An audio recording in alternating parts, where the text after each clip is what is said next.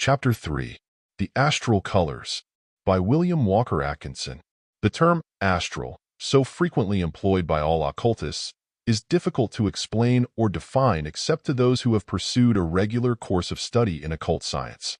For the purpose of the present consideration, it is enough to say that over and above the ordinary physical sense plane there is another and more subtle plane, known as the astral plane. Every human being possesses the innate and inherent faculty of sensing the things of this astral plane, by means of an extension or enlargement of the powers of the ordinary senses, so to speak. But, in the majority of persons in the present stage of development, these astral senses are lying dormant, and only here and there do we find individuals who are able to sense on the astral plane, although in the course of evolution the entire race will be able to do so, of course. The colors of the human aura, mentioned in the preceding 2 chapters, and which arise from the various mental and emotional states, belong to the phenomena of the astral plane, and hence bear the name of the astral colors. Belonging to the astral plane, and not to the ordinary physical plane, they are perceived only by the senses functioning on the astral plane, and are invisible to the ordinary physical plane sight. But, to those who have developed the astral sight or clairvoyance, these colors are as real as are the ordinary colors to the average person, and their phenomena have been as carefully recorded by occult science as have the physical plane colors by physical science.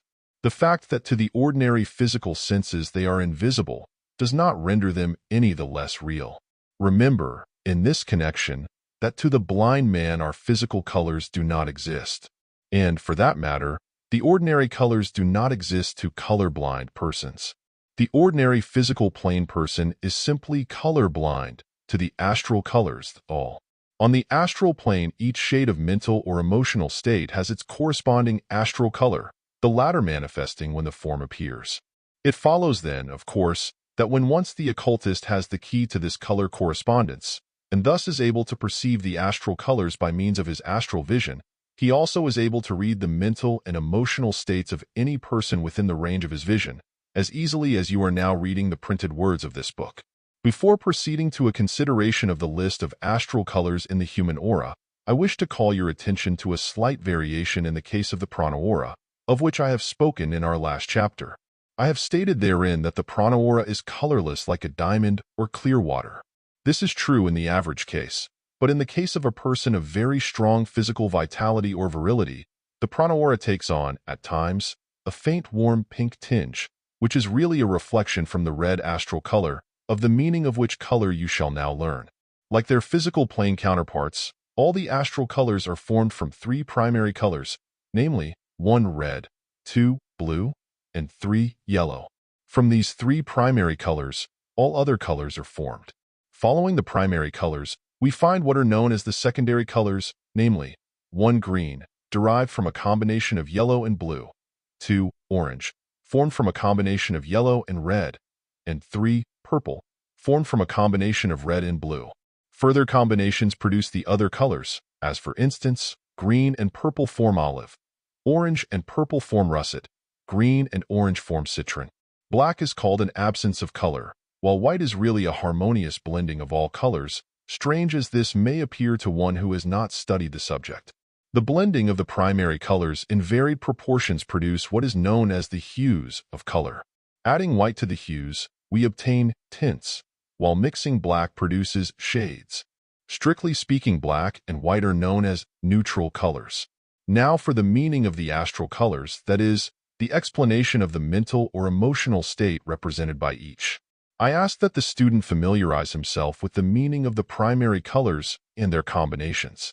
A clear understanding of the key of the astral colors is often an aid in the development of astral sight. Key to the astral colors. Red.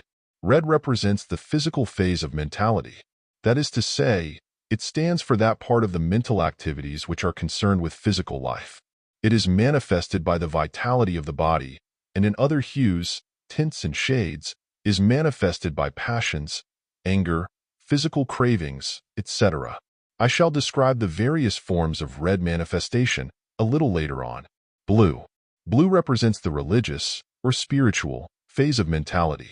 That is to say, it stands for that part of the mental activities which are concerned with high ideals, altruism, devotion, reverence, veneration, etc. It is manifested in its various hues, tints, and shades by all forms of religious feeling and emotion, high and low, as we shall see as we proceed. Yellow. Yellow represents the intellectual phase of mentality. That is to say, it stands for that part of the mental activities which are concerned with reasoning, analysis, judgment, logical processes, induction, deduction, synthesis, etc. In its various hues, tints, and shades, it is manifested by the various forms of intellectual activity, high and low, as we shall see as we proceed. White. White stands for what occultists know as pure spirit, which is a very different thing from the religious emotion of spirituality, and which really is the essence of the all that really is. Pure spirit is the positive pole of being. We shall see the part played by it in the astral colors as we proceed. Black. Black stands for the negative pole of being the very negation of pure spirit and opposing it in every way. We shall see the part played by it in the astral colors as we proceed. The various combinations of the three astral primary colors are formed in connection with black and white as well as by the blending of the three themselves. These combinations, of course, result from the shades of mental and emotional activity manifested by the individuality, of which they are the reflection and the key. The combinations and blending of the astral colors, however, are numberless and present in almost infinite variety. Not only is the blending caused by the mixing of the colors themselves in connection with black and white, but in many cases the body of one color is found to be streaked, striped, dotted, or clouded by other colors. At times there is perceived the mixture of two antagonistic color streams fighting against each other before blending. Again we see the effect of one color neutralizing another. In some cases great black clouds obscure the bright colors beneath, and then darken the fierce glow of color, just as is often witnessed in the case of a physical conflagration. Again, we find great flashes of bright yellow or red flaring across the field of the aura, showing agitation or the conflict of intellect and passion.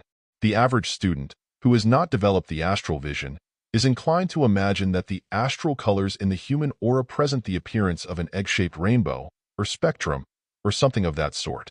But this is a great mistake. In the first place, the astral colors are seldom at rest, for all mental and emotional activity is the result of vibration, change, and rhythmic motion.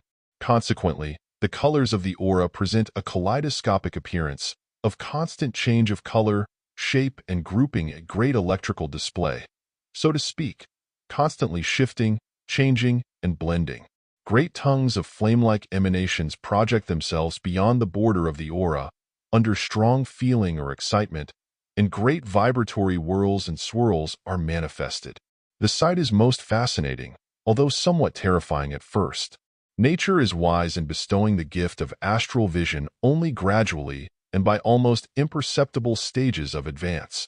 There are many unpleasant, as well as pleasant, sights on the astral plane. End of chapter.